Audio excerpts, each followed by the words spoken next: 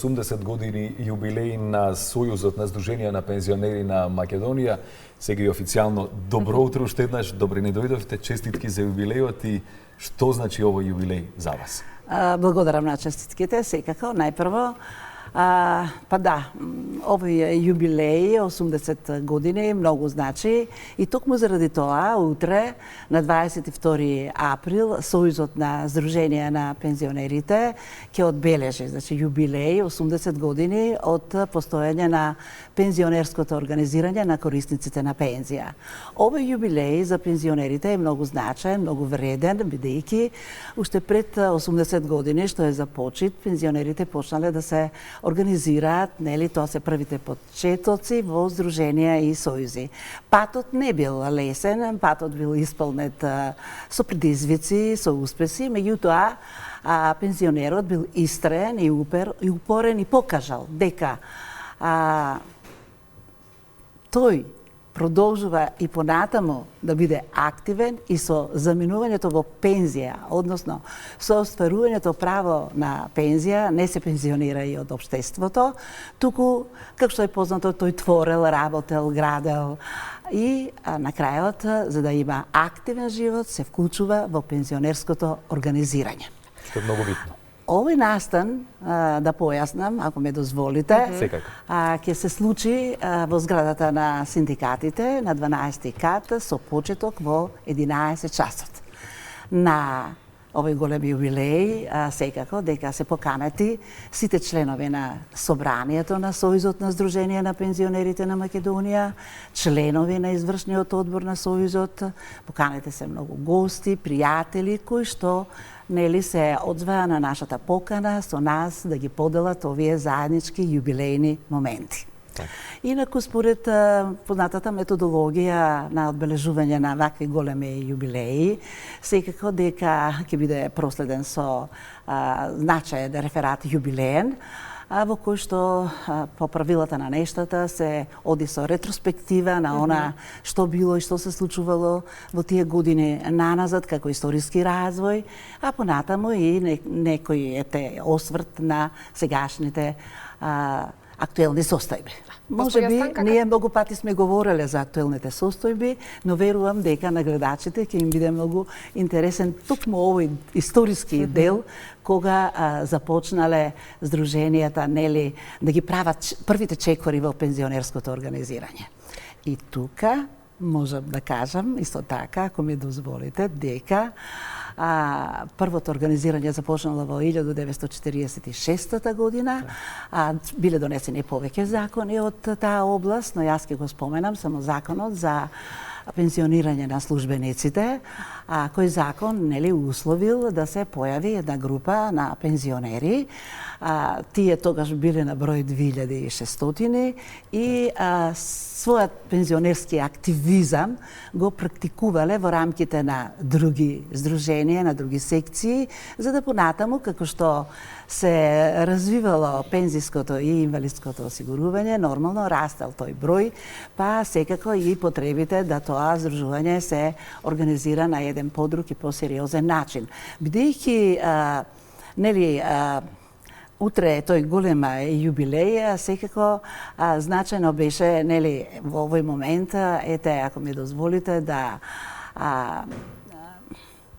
кажам и тоа, дека јубилеј по дефиниција потекнува од латинскиот збор јубилеум, што значи прослава, радост и музика, а на хебрејски значи труба или објава. И во конкретниот случај, таа објава е одлуката на извршниот одбор на Сојузот на Сдруженија на пензионерите на Македонија, донесена на 27 декември, кога исто така 2026 година се прогласи за јубилејна година и по тој повод се подготви и постер кој што се достави до сите здруженија на пензионери, кои се 53 на број, бидејќи овој јубилеј не е само јубилеј на Сојузот на Сдруженија на пензионерите на Македонија, туку и на здруженијата членки во Сојузот, односно на сите пензионери во нашата држава. Сето тоа спакувано во 8 децени. Господја Станка, навистина историски ако земеме има многу за раскажување што се постигнал Сојузот за овие 80 години, меѓутоа и како се менувал низ годините, но ајде малку и за вашата улога. Вие сте првата жена како претседател на Сојузот, колку тоа е лично за вас предизвик, меѓутоа и колку отвара нови можности за пензионерите и за сите оние кои што го составуваат Сојузот.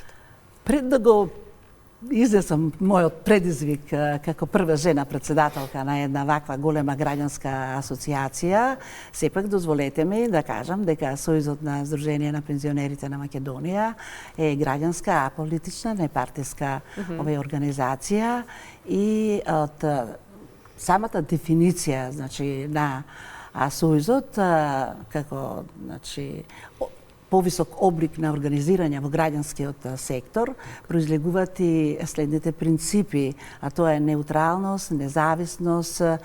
хуманитарност, заедништво,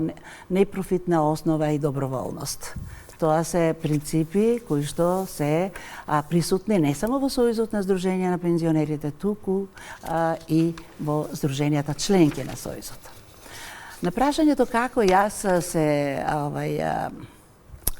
соочив со улогата да станам жена председател на Сојузот, морам да ви кажам дека можеби ќе звучи нескромно, но за мене тоа не беше тешко, бидејќи јас потекнувам и сум работела цел работен век во Фондот за пензиско и инвалидско осигурување и со тој бекграунд би рекла ми беше многу полесно да се вклучам и во пензионерското организирање, иако тоа сепак е една друга граѓанска област која што секој без оглед на своето минато што го имал, треба да го апсолвира, да го научи и да може да го практикува. Јас мислам дека во тоа можеби не е скромно, успеав, затоа што заедно се разбира со Сдруженијата, заедно со органите и телата на Сојузот, бидејќи, видите, органите и телата на Сојузот ги сочинуваат делегатите од Сдруженијата, тоа е основна законска премиса и од нив се овозможува Сдруженијата да непосредно учествуваат во донесување на одлуките, а тоа всушност се и детерминанти кои што го одредуваат карактерот на Сојузот на Сдружение на пензионерите на Македонија. Сега, почитувани, ве молам да не го ускратам задоволството на пензионерите, да им кажам дека тие во 1950 година го добиле првото Сдружение на пензионери, кое со решение на Министерството за внатрешни работи било регистрирано и објавено во службен весник број 13 во Народна република Македонија. Морам да кажам, бидејќи зборуваме за ретроспективата и развојот на Сојузот, дека тоа е една од основните придобивки што се случиле во тоа време. Понатаму, процесот на одвивање на пензионерското организирање исто така е значено за тој историски период. На кратко да кажам дека пензионерите прво се исто имале подружници, значи работеле во подружници, потоа во 1963 година се зголемил бројот на пензионерите на над 17.000 и тие формирале 36 здруженија. Видите сега, во тој период, бидејќи и во најавата моја за денешната ваша емисија беше не бил патот лесен и бил со предизвици, да, точно, здруженијата немале доволно простор за да може да си го остваруваат својот пензионерски активизам и тогаш, бидејќи имало многу повеќе осигуреници, идни пензионери кои издвојувале придонес за пензиско и инвалидско осигурување, а помалку пензионери, и се донела одлука на собранијата на тогашните органи, условно да кажам, 4% од тие средства да се издвојуваат за стамбена изградба и тогаш се изградиле објектите пензионерски, каде што пензионерите имале своји деловни простори, клубови, амбуланти, што сега верувам дека е утопија тоа да се случи, но затоа нашата заложба и моја како председателка е сите тие објекти изградени во тоа време да се користат само за пензионерите, само од пензионерите и да ја оствариме синтагмата од нив за нив. Што значи тие сами ги изградиле средствата, се изградиле тие пензиски објекти, тие клубови и така натаму и нормално тие сега да бидат објекти кои што ќе ги користат пензионерите без оглед кој со нив во моментот менаџира и управува. Кои се предизвиците на пензионерите во овој момент? Со оглед на додека мислам дека ги имаме околу 350.000 според последните статистики. Па да, помалку од 350, ајде околу 347.000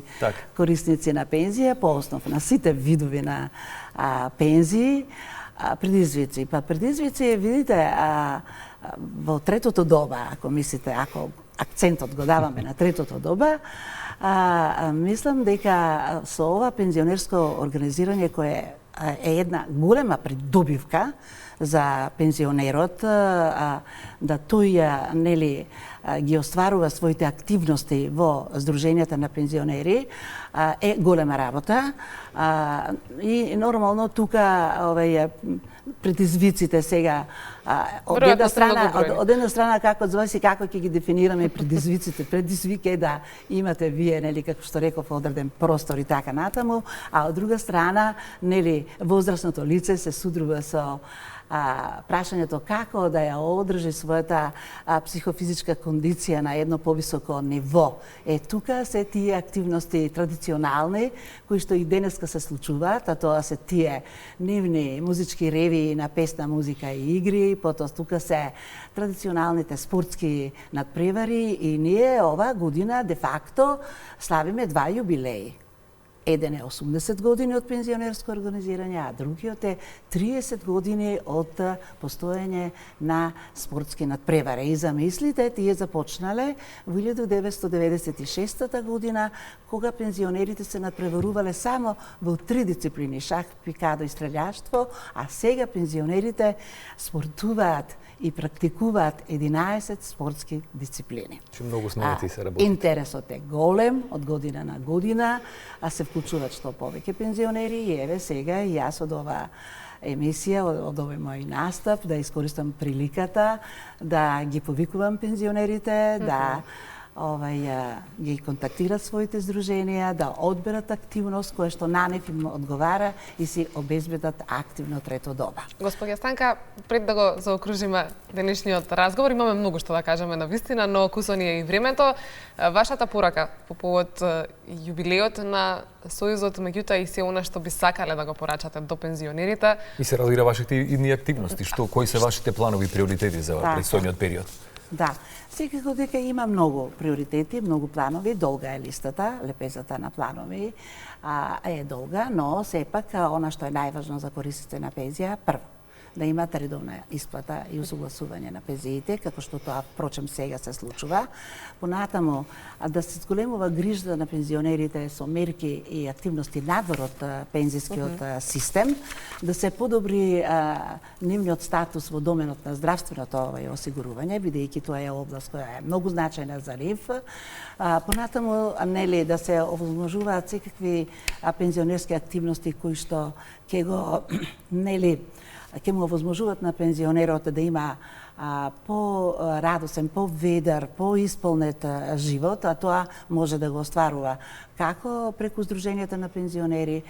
како преку инклузивните мерки на нашите здруженија со другите здруженија. И можам да кажам на крајот дека бидејќи сме ограничени со времето, но најважното она што е за пензионерите, тие избра живот и иднина.